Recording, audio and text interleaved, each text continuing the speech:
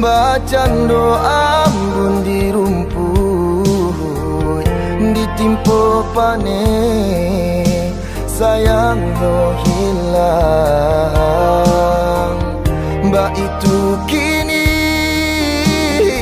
nande nai rasokan, laku rui badan de mana guangkan.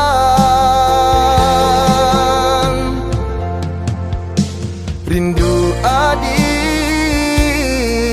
umpama angin berambut, sakanda hati datang topai